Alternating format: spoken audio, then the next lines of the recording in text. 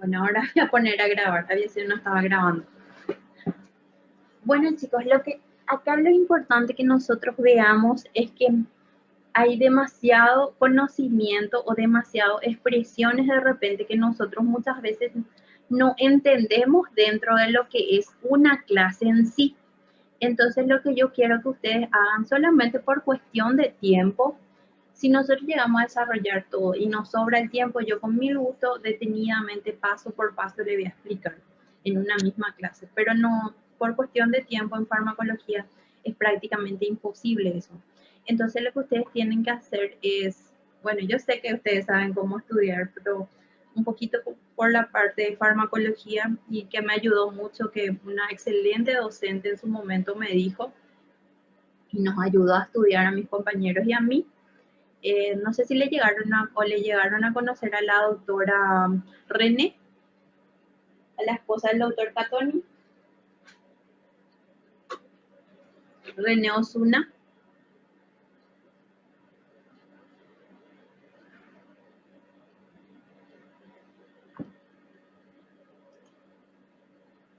Bueno, ella es una excelente docente con quien nosotros tuvimos la parte de farmacología y tuvimos la parte de radiología y ecografía. Les prometo que me costó muchísimo lo que era la parte de radiografía. Me encantaba su clase, pero me costó muchísimo. Y hay así materias que nos van a costar. Y yo lo que les invito es, por ejemplo, que vean a qué nosotros llamamos actividad colinérgica y vamos a recordar un poquito del nervio parasimpático y que nosotros tenemos dos grupos nerviosos muy grandes que son el grupo simpático y parasimpático.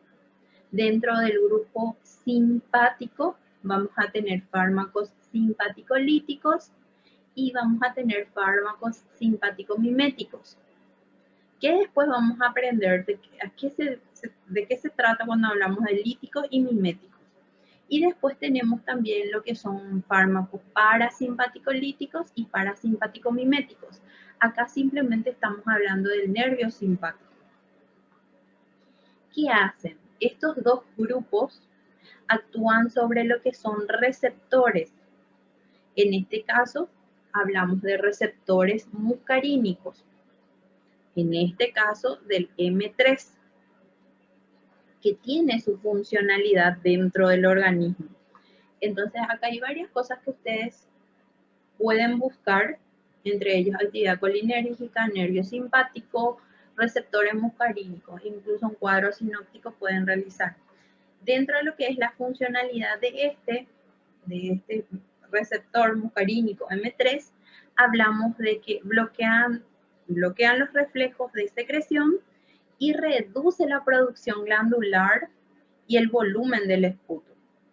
Entonces, actúa de la siguiente forma.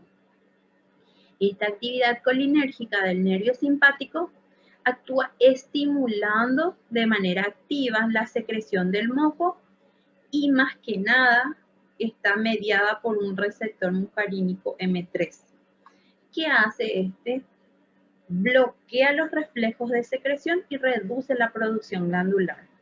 Ahora nosotros tenemos que el receptor M1 en combinación con el receptor M3 pueden controlar lo que es la secreción de agua. Nosotros acá hablábamos de una secreción y producción glandular. Acá hablamos de que combinado con el M1 o el receptor M1 controla lo que es la secreción de agua. Después vamos a hablar un poquito de lo que son los glucocorticoides. Dentro de lo que es este grupo, nosotros tenemos que son potentes agentes antiinflamatorios que tienen un amplio tratamiento para lo que es la parte de exacerbación del asma y lo que son problemas respiratorios crónicos. También nosotros vamos a mencionar de que influyen en lo que es la depuración mucociliar. efectos limitados en la hipersecreción del moco.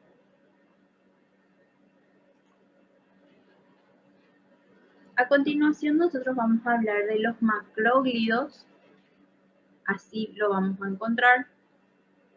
Los macróglidos básicamente inhiben la quimiotaxis de lo que son los neutrófilos. También tienen la función de inhibir la función de los linfocitos, macrófagos, y modulan lo que es el músculo liso bronquial y el tono neuronal. De esta manera, los macróglidos están reduciendo lo que es la producción del esputo. Dentro de este grupo podemos encontrar la claritromicina y lo que es la acitromicina, que se consideran lo que es para el tratamiento, un tratamiento estándar para lo que son problemas respiratorios crónicos y también lo que son agudos. Su seguridad a largo plazo para lo que son pacientes con problemas crónicos se requiere de mayor estudio.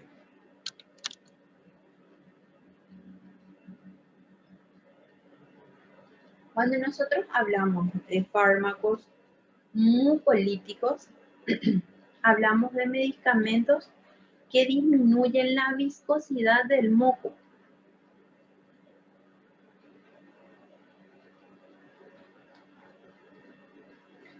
Cuando hablamos de mucinas, hablamos de que las mucinas tienen enlace de disulfuro que constituyen una estructura larga, filiforme del moco y que ayudan básicamente a la formación del gel. Dentro de estos grupos podemos encontrar los clásicos y los péptidos mucolíticos. Bueno, entre los clásicos encontramos compuestos con grupos sulfolídrico o sulfolídrilo libre, que se activan con el metabolismo y se disasocian en lo que son los enlaces. Y después podemos encontrar los péptidos mucolíticos, que lo que hacen es actúan despolimerizando lo que son las redes de polímeros de ADN y de F actina. Entonces, no actúan polimerizando, sino despolimerizando las redes de los polímeros de ADN y actina.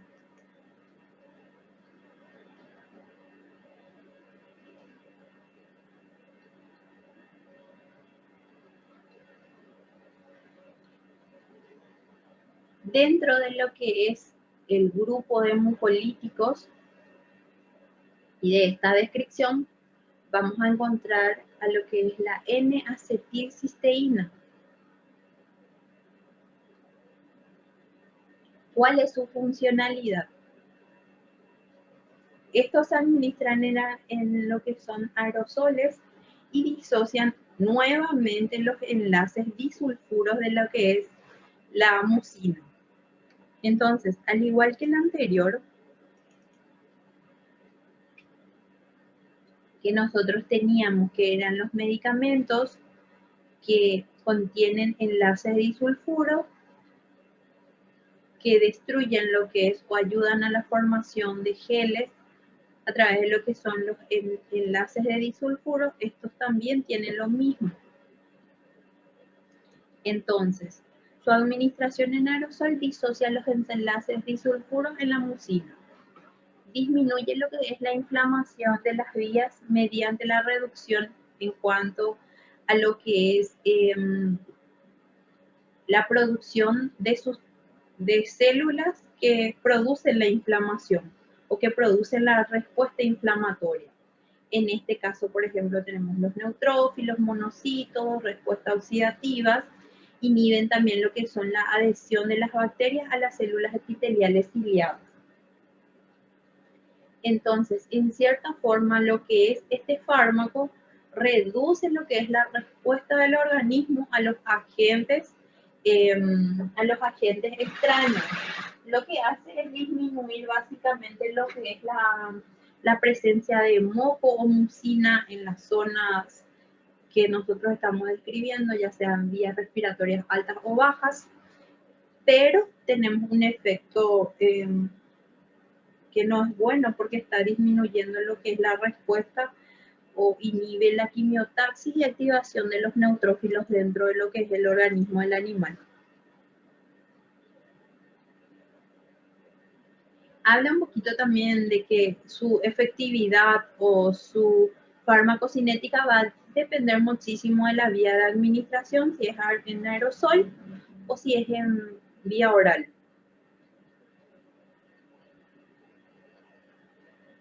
En los efectos adversos que nosotros podemos encontrar es broncoespasmo y estomatitis.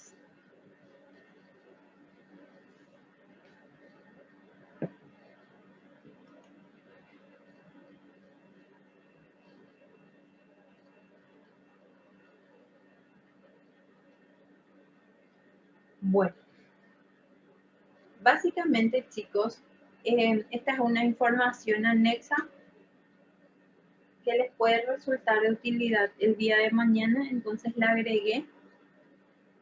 No es necesario de que entiendan a sí mismo, pero acá nombra dos fármacos que se utilizan, que es la erdosteína y fudosteína. En los dos casos, nosotros tenemos que son compuestos donadores de cisteína. Uno reduce los niveles de ROS y citoquinas en la sangre y en la secreción bronquial. Y en el otro tenemos que regula la baja expresión de los genes de mucina, o sea, controla lo que es la producción de moco a través de lo que es la ruptura de los enlaces, que ya habíamos mencionado anteriormente.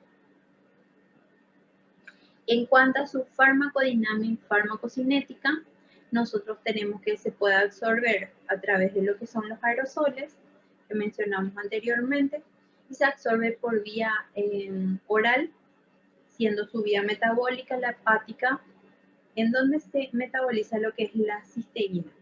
En cuanto a la biodisponibilidad, nosotros podemos hablar de un 5 o un 10%.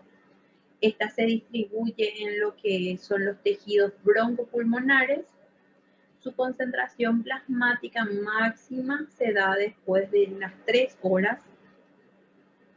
Se une con las proteínas en un 50% y se excreta a través de lo que es la vía renal y la vía hepática.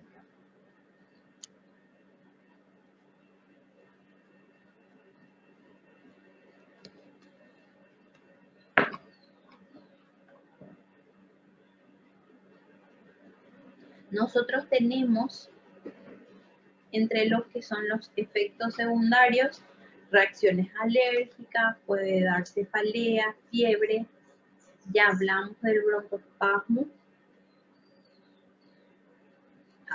hablamos también de estomatitis, hablamos de problemas gastrointestinales, podemos hablar también acá de lo que son hemorragias.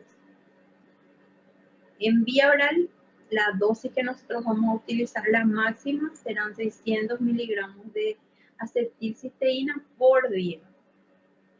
Ahora, este fármaco está totalmente contraindicado en pacientes con problemas o insuficiencia renal y hepática, en embarazadas, en perros